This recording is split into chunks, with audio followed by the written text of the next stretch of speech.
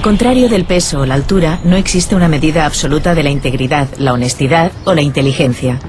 Adrian Owen. ¿Qué es la inteligencia? ¿Se puede medir con precisión? ¿Cuáles son sus ingredientes? Hoy existen más y mejores herramientas para afinar la comprensión del intelecto humano. Internet es una de ellas. Así lo demuestra el test online del invitado de redes de esta semana, Adrian Owen, que busca definir los 12 pilares de la inteligencia humana con la participación de cientos de miles de personas en la red.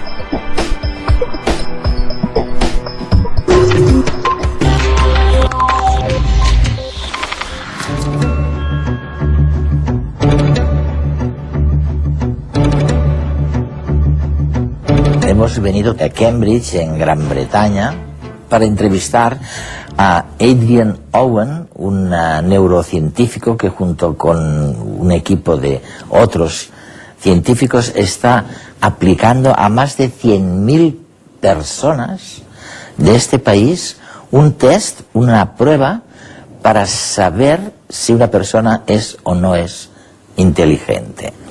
O sea que ahora conocemos tanto ya del cerebro que podemos en teoría decir este es más inteligente o esta es más inteligente que aquella otra persona. Lo llaman ellos los 12 pilares de la sabiduría. Y claro, un poco enfurruñados los demás neurólogos que habían trabajado, algunos de ellos, muchos años, con cocientes o coeficientes específicos como el IQ, se están preguntando si detrás de todo esto sigue habiendo un misterio o la ciencia. Es maravilloso pensar, Adrián, que en realidad conocemos tanto sobre el cerebro, o que empezamos a saber tanto o algo sobre el cerebro, que nos permite ahora imaginar por qué una persona es inteligente. ¿Es verdad? Es decir, ¿es eso lo que buscáis? Sí. Esta es una de las cosas que han cambiado en la neurociencia en los últimos 20 años. Ahora somos capaces de mirar dentro del cerebro con muchos instrumentos sofisticados, como la resonancia magnética o la tomografía por emisión de positrones, lo que nos ha permitido comprender mucho más acerca de no solo qué podemos hacer con el cerebro, sino también cómo es posible que nuestro cerebro nos permita hacerlo. Así que creo que es un buen momento para volver a plantear cuestiones como la inteligencia o qué nos hace inteligentes, porque sabemos mucho más sobre el cerebro. Hablemos ahora de los 12 pilares, lo que llamáis los 12 pilares de la sabiduría. Debo decir que algunos de estos 12 pilares me sorprendieron.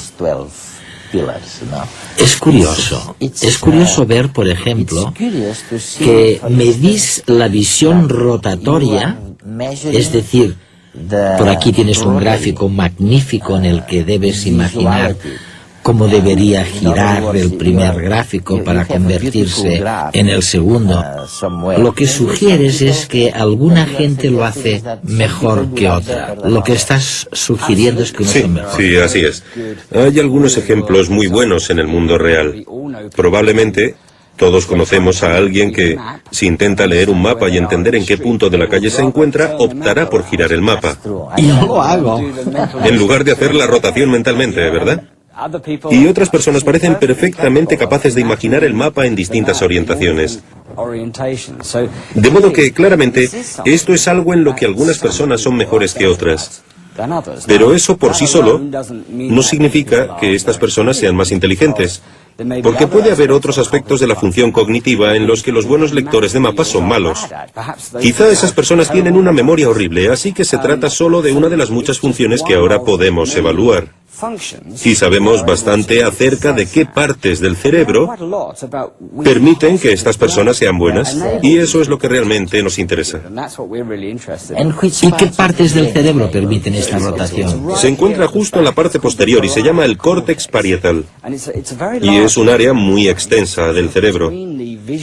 Se encuentra justo entre las áreas visuales, las áreas que dan sentido a toda la información visual que llega a través de los ojos, y las áreas frontales del cerebro, que sabemos que son importantes para la resolución de problemas complejos y este tipo de procesos de toma de decisiones.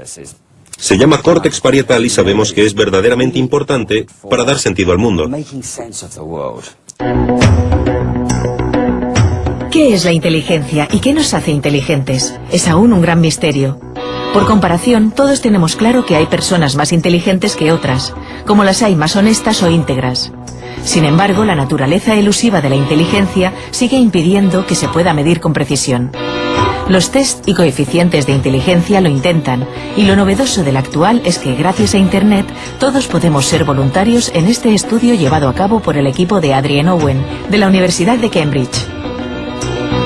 Hasta el momento ya han participado más de 650.000 personas, y cuanto más lo hagan, más fiables serán sus conclusiones a la hora de definir cuáles son las capacidades normales de nuestra inteligencia.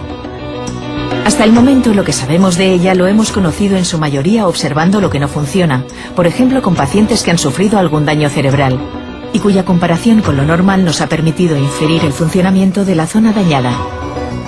Un estudio fundamental que cada vez es más preciso gracias a las nuevas técnicas de neuroimagen. Lo que Owen aporta ahora con estos test es cubrir el mayor rango de habilidades cognitivas que pueden contribuir a lo que se entiende por inteligencia, y además gracias a la neuroimagen se están ubicando estas capacidades en nuestra estructura cerebral.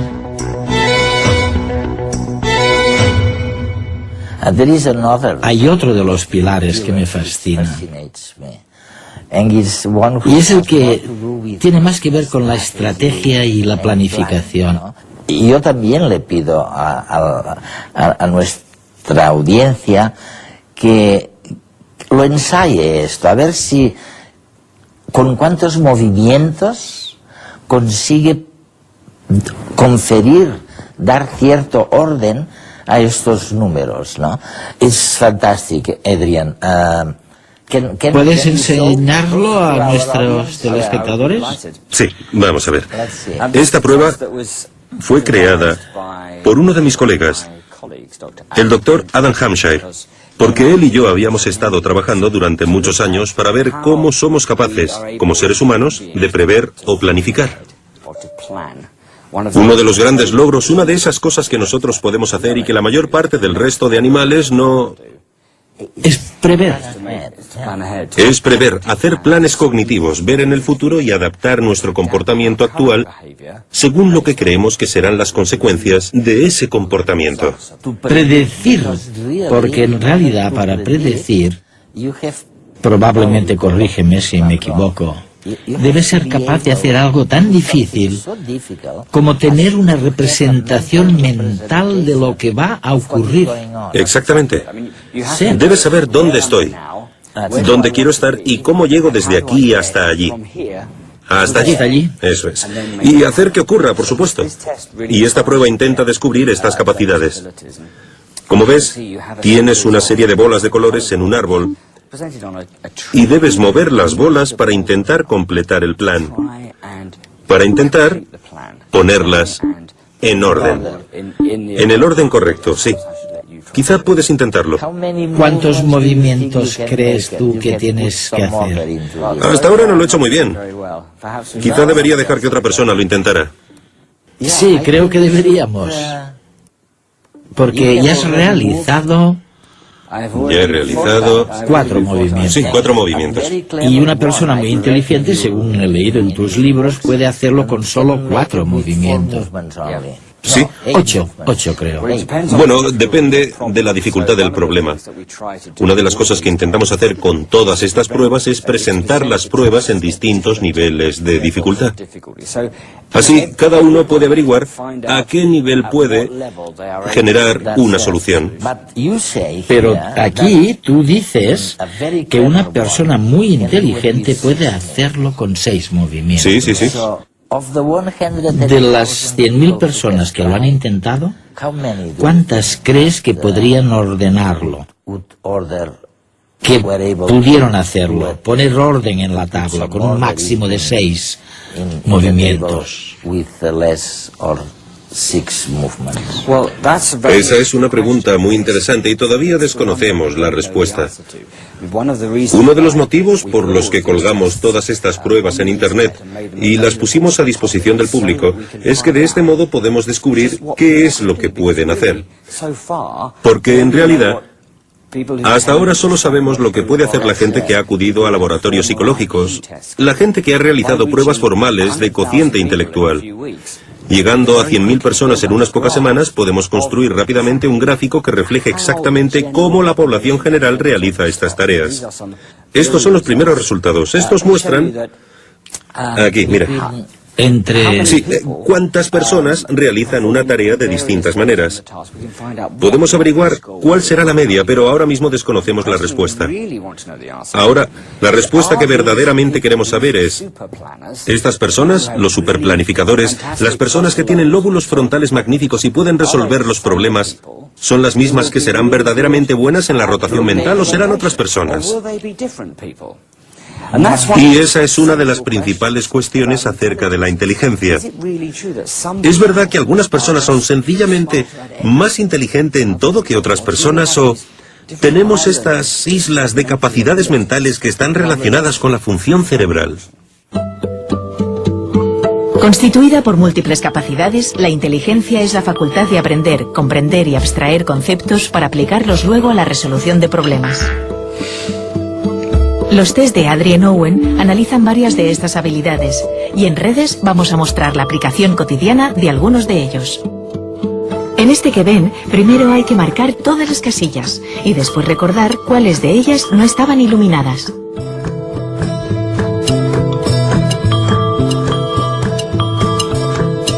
Este test se llama búsqueda espacial y pone de manifiesto la capacidad de retener y manipular información de la memoria de trabajo espacial.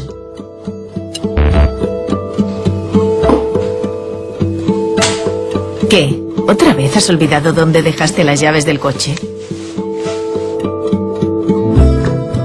Para encontrar un objeto hay que ser sistemático, lo que ayuda a nuestra memoria espacial a no buscar dos veces en el mismo lugar. Así, con un poquito de orden, podrás encontrar dónde dejaste las llaves del coche sin revisar dos veces el mismo sitio. Primero, encima de la mesa, de derecha a izquierda, y luego en los cajones del mueble. Las encontraste. Otro test, el de alcance espacial, ejercita la memoria de trabajo visual y espacial que nos permite mantener y manipular temporalmente la información referente a localizaciones, para recordar, por ejemplo, dónde hemos dejado el coche. La verdad es que no es tu día, te cambiaste de vecindario y no sabes dónde has aparcado.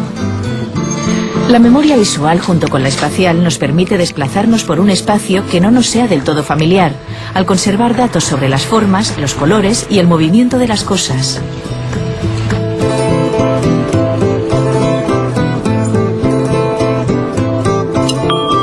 Ah, ahí está. Por eso, la memoria visual y espacial también nos echa una mano para medir la trayectoria de los coches que circulan a nuestro alrededor. En nuestro día a día recurrimos a los diversos pilares de la inteligencia para todas nuestras acciones. El razonamiento gramatical, que mide este test, lo utilizamos cada vez que el cerebro valora las relaciones entre las diversas palabras, basándose en las deducciones extraídas de cada afirmación gramatical. Incluso para interpretar qué nos quiere decir esa señal de tráfico, prohibido del 1 al 15, y deducir según el día en que estemos si podemos aparcar sin problema. Y ahora sitúas estas 12 áreas en el cerebro. Digamos los 12 pilares. Digamos que puedes situar los 12 pilares en distintas áreas del cerebro. ¿Es así? Sí. Así es, no es que haya 12 áreas distintas en el cerebro, sino que hay 12 pruebas distintas que requieren una intervención distinta por parte de diferentes áreas del cerebro. Obviamente se solapan. Tenemos varias pruebas de la función del lóbulo frontal, porque la función del lóbulo frontal es muy interesante. Y parece que es muy importante para hacer que algunas personas parezcan más inteligentes que otras. Pero también tenemos varias pruebas de la función del lóbulo parietal situado en la parte posterior del cerebro. Escucha, Adrián, hay una cosa que si pensamos en el tema sobre el que trata tu investigación, una de tus principales ramas es buscar los efectos de la lesión cerebral, el impacto, ¿no? ¿Qué novedades nos puedes contar sobre esto, sobre el impacto? Estas cosas están estrechamente relacionadas. Solo podemos entender lo que ocurre en el cerebro después de una lesión si sabemos cómo funciona el cerebro en un estado sano. Así, uno de los objetivos de esta investigación es intentar definir con más exactitud de qué es capaz la población general, cómo se representan las distintas funciones mentales en el cerebro. Y entonces será posible visitar a un paciente, por ejemplo, que haya sufrido un accidente y padezca un tipo concreto de problema. Quizás es alguien que ya no puede hacer planes, que no puede planificar su vida. Y nosotros podremos identificar, o eso espero, el punto del cerebro en el que se ha producido la lesión, el tipo de discapacidad que muestra con algunas de estas pruebas. Si tomamos el ejemplo de alguien que haya sufrido una lesión cerebral grave, si quieres mejorar su rendimiento en las cosas que no le salen bien, tiene sentido dirigirse a los problemas específicos que tiene. Identificar los problemas. Quizás es la memoria. Quizás es la concentración. Quizás es la rotación mental. Y centrar la rehabilitación en esas áreas. Y eso solo lo podemos hacer, o lo podemos hacer de una manera más eficaz, si sabemos cómo el cerebro realiza esas funciones. Memoria, atención, razonamiento y capacidad de planear el futuro son los aspectos básicos que agrupan las habilidades de nuestra inteligencia, de las cuales nos hacemos más conscientes cada vez que nos fallan. Por ejemplo, si no obtenemos una buena puntuación en el test de las rotaciones, que mide nuestra capacidad de imaginar el movimiento en el espacio, seguro que te perderás al interpretar un plano. Porque ser capaz de ver las cosas bajo una perspectiva distinta es vital, y si tienes que girar el mapa para comprender dónde te encuentras y dónde está la calle a la que te diriges, esta no es una de tus mejores cualidades. Pero no te preocupes, vuelta más o vuelta menos, llegarás a casa de tu amiga. Ahora solo tienes que utilizar la memoria de trabajo de alcance numérico, como en el test que vemos, en el que has de recordar la secuencia de números.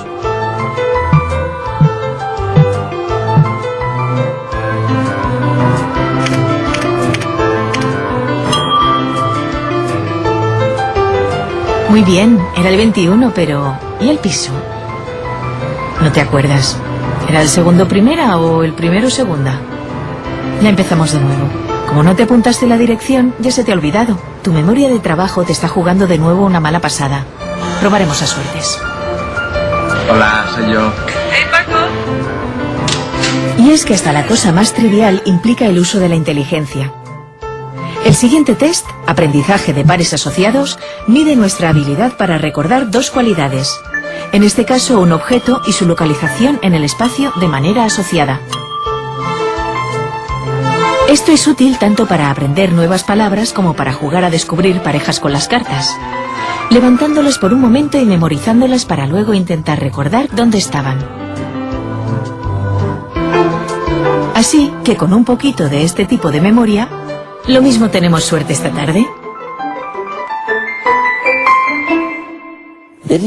Hay una lesión que has tratado, me refiero al Parkinson.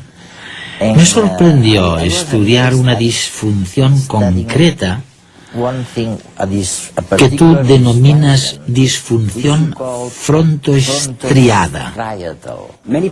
Mucha gente cree que la enfermedad de Parkinson es un trastorno motor. Los pacientes tienen temblores. ¿Sí? No pueden controlar los movimientos. Pero de hecho, desde hace muchos años sabemos que los pacientes de Parkinson sufren también muchos trastornos cognitivos o mentales. Tienen problemas de memoria, de planificación, de atención. Pero lo que se hizo evidente hace unos cuantos años es que estos pacientes presentan un patrón de déficits cognitivos. Da la impresión de que tienen un problema en los lóbulos frontales. Se parecen mucho a los pacientes que han sufrido algún daño en los lóbulos frontales, quizás en un accidente de coche. Pero conocemos la neuropatología de la enfermedad de Parkinson. Sabemos bastante acerca de sus causas, de lo que causa los síntomas de la enfermedad de Parkinson, y de hecho, se trata de algo que se encuentra en un punto muy profundo dentro del cerebro, en un área denominada cuerpo estriado. Es donde el neurotransmisor dopamina ejerce más efecto dentro del cerebro.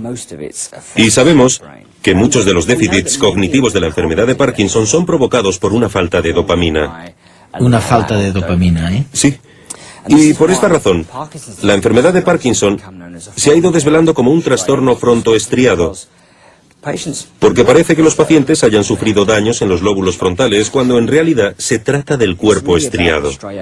Así, los daños que se producen en un punto profundo dentro del cerebro pueden dar la impresión de ser un problema de planificación, concentración y toma de decisiones como consecuencia de los daños en el lóbulo frontal. De ahí que se llame disfunción frontoestriada. ¿Y por qué se produce esta falta de dopamina? ¿Lo sabéis? Sí, es por otra área todavía más profunda dentro del cerebro que produce dopamina, que tiene células que generan dopamina. Las células de esta área empiezan a morir. Pero ¿por qué sucede eso? Ese es el gran misterio. Es lo que realmente desconocemos y, por supuesto, si pudiéramos resolver ese problema, tendríamos posibilidades de curar la enfermedad de Parkinson. Hay otra cuestión muy poco ortodoxa que has descubierto. Me refiero a lo que llamáis el estado vegetativo. Alguien, por desgracia, sufre un accidente y queda en estado vegetativo. Decimos que ha perdido la conciencia completamente. Eso es lo que decimos. Han perdido la conciencia. Y tú nos dices, cuidado, porque tenemos un caso concreto de estado vegetativo en una persona que de algún modo, y se lo cuentas a científicos que no te creen primero, dices que tú podrías demostrar que tiene algo de conciencia de lo que está ocurriendo. Esta persona. Sí, esta es mi gran pasión en este momento. Y de nuevo se trata de algo que surgió de mi interés por la neuropsicología y por entender la función cognitiva y entender cómo distintos tipos de daño cerebral pueden producir distintos estados. ¿Sabes? Algo que realmente me sorprendió tiene que ver con la consciencia. ¿Cómo puedo saber que estás consciente? Sé que estás consciente porque interaccionas conmigo. Produces respuesta a lo que digo del mismo modo que yo produzco respuestas a lo que tú dices. Y esta conversación requiere que ambos creamos. Y espero que no nos equivoquemos. Que ambos estamos conscientes. Sí, conscientes y atentos. Pero ¿qué pasaría si no pudiéramos responder? ¿Qué pasaría si yo estuviera totalmente paralizado y fuera incapaz de responder? Esta conversación que mantenemos sería muy parcial. Me harías preguntas y yo no respondería. Y tú no tendrías ningún modo de saber que yo estoy consciente. La única manera en que podemos estar seguros de que alguien está consciente es si responde. Si reacciona. Así que empezamos a trabajar con pacientes en estado vegetativo que se supone que están inconscientes, ahora ya hace unos años. Y gradualmente, mediante exploraciones en el cerebro, empezamos a observar signos de función cognitiva en algunos de estos pacientes. Y eso me hizo pensar que quizás en algunos de estos casos, el problema no es que estén inconscientes, sino que son incapaces de decirnos que están conscientes. Así que desarrollamos un método de exploración cerebral en el que haríamos que nuestro paciente generara una respuesta cerebral. En lugar de comunicarse, conversando. Sí, comunicarse con el habla o levantando un brazo o moviéndose, pediríamos al paciente que imaginara hacer algo con el cerebro. Y si veíamos que el área correcta del cerebro respondía, nuestra conclusión sería que está consciente. El motivo por el que esto ha generado polémica, como tú sugerías, es que algunos dijeron sí, pero el cerebro podría activarse automáticamente, y quizás eso no tiene nada que ver con la consciencia. Pero somos científicos, y a los científicos nos gusta repetir los experimentos. Y en los casos de los que hemos informado, lo hemos hecho muchísimas veces con el mismo paciente. Hemos cogido al paciente y le hemos dicho, queremos que empieces a imaginar ahora, y el cerebro empieza a iluminarse en este momento. Y luego le decimos, ahora para. Y para. Lo repetimos y sucede una y otra vez. Solo cuando estamos absolutamente seguros de que alguien puede producir estas respuestas exactamente cuando se lo pedimos, e independientemente de la frecuencia con que lo hagamos, llegamos a la conclusión de que está consciente.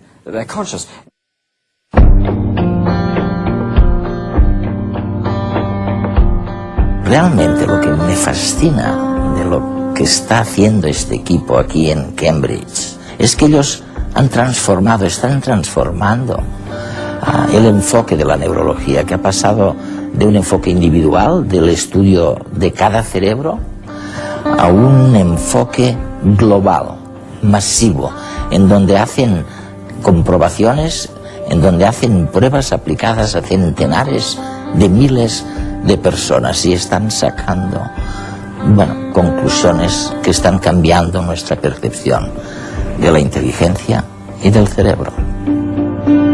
Desentrañar el enigma cuerpo-mente pasará por encontrar nuevas e ingeniosas formas de medir la conciencia. Christoph Koch.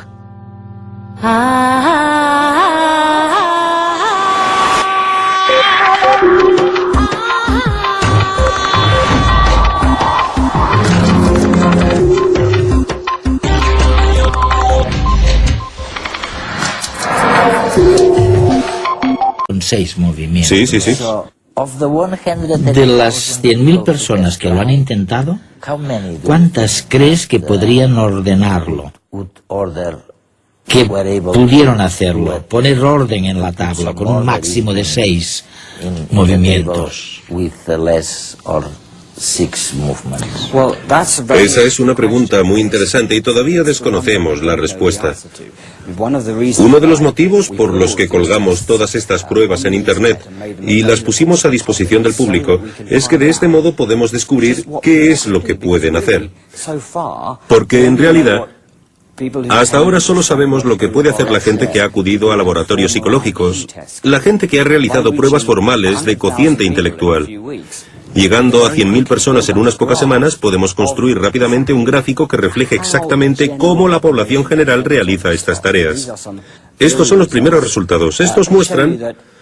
Aquí, mira. Sí, cuántas personas realizan una tarea de distintas maneras. Podemos averiguar cuál será la media, pero ahora mismo desconocemos la respuesta. Ahora, la respuesta que verdaderamente queremos saber es: estas personas, los superplanificadores, las personas que tienen lóbulos frontales magníficos y pueden resolver los problemas, ¿son las mismas que serán verdaderamente buenas en la rotación mental o serán otras personas? Y esa es una de las principales cuestiones acerca de la inteligencia. ¿Es verdad que algunas personas son sencillamente más inteligentes en todo que otras personas o tenemos estas islas de capacidades mentales que están relacionadas con la función cerebral? Constituida por múltiples capacidades, la inteligencia es la facultad de aprender, comprender y abstraer conceptos para aplicarlos luego a la resolución de problemas.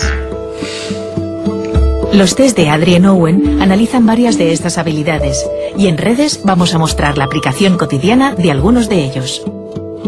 En este que ven, primero hay que marcar todas las casillas y después recordar cuáles de ellas no estaban iluminadas.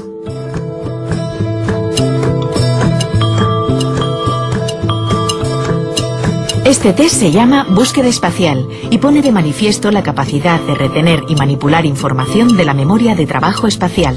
En realidad conocemos tanto sobre el cerebro, o que empezamos a saber tanto, o algo sobre el cerebro, que nos permite ahora imaginar por qué una persona es inteligente. ¿Es verdad? Es decir, ¿es eso lo que buscáis? Sí.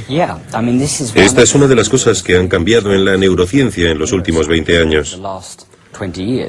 Ahora somos capaces de mirar dentro del cerebro con muchos instrumentos sofisticados, como la resonancia magnética o la tomografía por emisión de positrones, lo que nos ha permitido comprender mucho más acerca de no solo qué podemos hacer con el cerebro, sino también cómo es posible que nuestro cerebro nos permita hacerlo.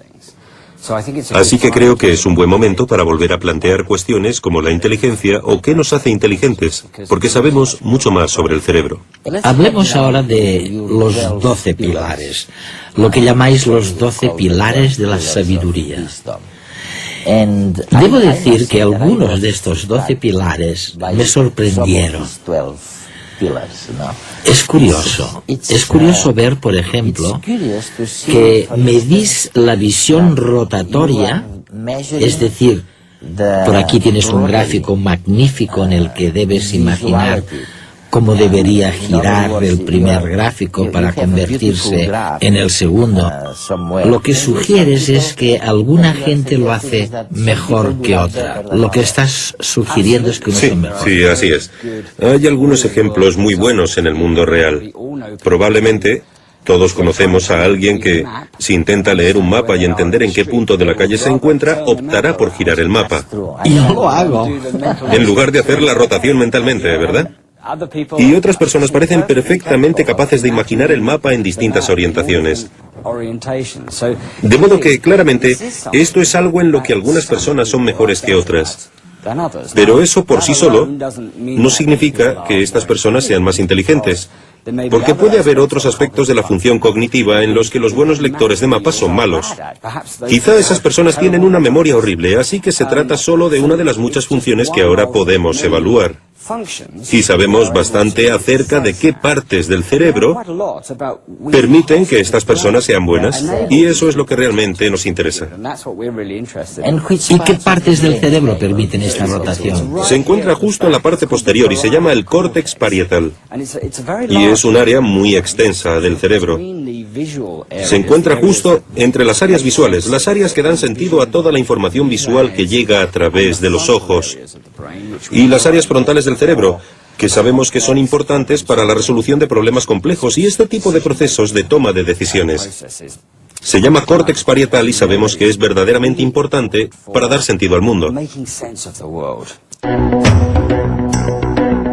¿Qué es la inteligencia y qué nos hace inteligentes? Es aún un gran misterio. Por comparación, todos tenemos claro que hay personas más inteligentes que otras, como las hay más honestas o íntegras. Sin embargo, la naturaleza elusiva de la inteligencia sigue impidiendo que se pueda medir con precisión. Los test y coeficientes de inteligencia lo intentan, y lo novedoso del actual es que gracias a Internet todos podemos ser voluntarios en este estudio llevado a cabo por el equipo de Adrian Owen, de la Universidad de Cambridge. Hasta el momento ya han participado más de 650.000 personas, y cuanto más lo hagan, más fiables serán sus conclusiones a la hora de definir cuáles son las capacidades normales de nuestra inteligencia. Hasta el momento lo que sabemos de ella lo hemos conocido en su mayoría observando lo que no funciona, por ejemplo con pacientes que han sufrido algún daño cerebral, y cuya comparación con lo normal nos ha permitido inferir el funcionamiento de la zona dañada. Un estudio fundamental que cada vez es más preciso gracias a las nuevas técnicas de neuroimagen. Lo que Owen aporta ahora con estos test es cubrir el mayor rango de habilidades cognitivas que pueden contribuir a lo que se entiende por inteligencia, y además gracias a la neuroimagen se están ubicando estas capacidades en nuestra estructura cerebral.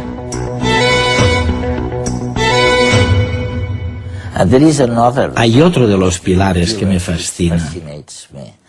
Y es el que tiene más que ver con la estrategia y la planificación. Y yo también le pido a nuestra audiencia que lo ensaye esto, a ver si con cuántos movimientos consigue conferir, dar cierto orden a estos números, ¿no? Es fantástico, Adrian. ¿Puedes enseñarlo a nuestros telespectadores? Sí, vamos a ver. Esta prueba fue creada por uno de mis colegas, el doctor Adam Hampshire. Porque él y yo habíamos estado trabajando durante muchos años para ver cómo somos capaces, como seres humanos, de prever o planificar.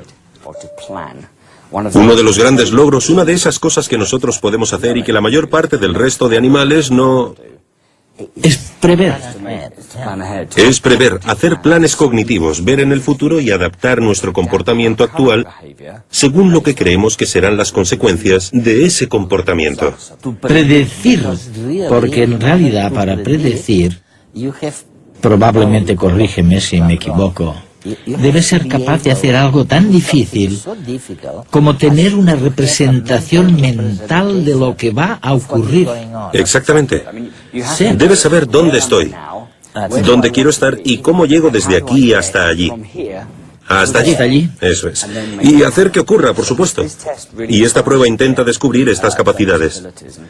Como ves, tienes una serie de bolas de colores en un árbol y debes mover las bolas para intentar completar el plan, para intentar ponerlas en orden. En el orden correcto, sí. Quizá puedes intentarlo. ¿Cuántos movimientos crees tú que tienes que hacer? Hasta ahora no lo he hecho muy bien. Quizá debería dejar que otra persona lo intentara. Sí, creo que deberíamos. Porque ya has realizado... Ya he realizado... 4 movimientos. Sí, 4 movimientos. Y una persona muy inteligente, según he leído en tus libros, puede hacerlo con solo 4 movimientos. Sí. 8 creo.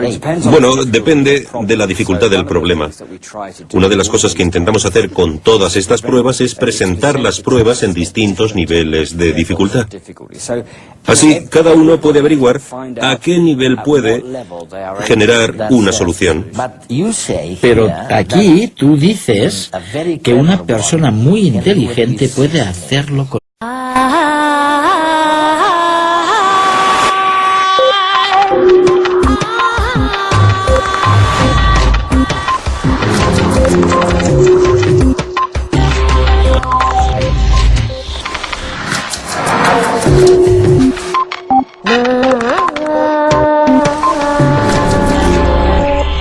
Al contrario del peso o la altura, no existe una medida absoluta de la integridad, la honestidad o la inteligencia. Adrien Owen. ¿Qué es la inteligencia? ¿Se puede medir con precisión? ¿Cuáles son sus ingredientes? Hoy existen más y mejores herramientas para afinar la comprensión del intelecto humano. Internet es una de ellas. Así lo demuestra el test online del invitado de redes de esta semana, Adrien Owen, que busca definir los 12 pilares de la inteligencia humana con la participación de cientos de miles de personas en la red.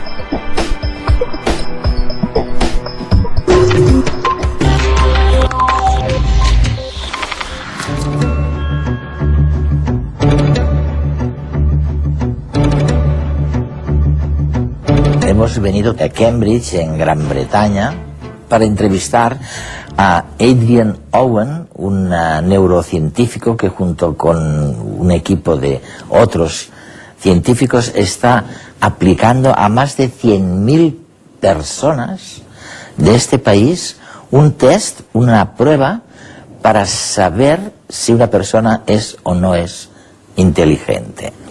O sea que ahora conocemos tanto ya del cerebro que podemos en teoría decir este es más inteligente o esta es más inteligente que aquella otra persona. Lo llaman ellos los 12 pilares de la sabiduría. Y claro, un poco enfurruñados los demás neurólogos que habían trabajado, algunos de ellos, muchos años, con cocientes o coeficientes específicos como el IQ, se están preguntando si detrás de todo esto sigue habiendo un misterio o la ciencia. Es maravilloso pensar, Adrián, que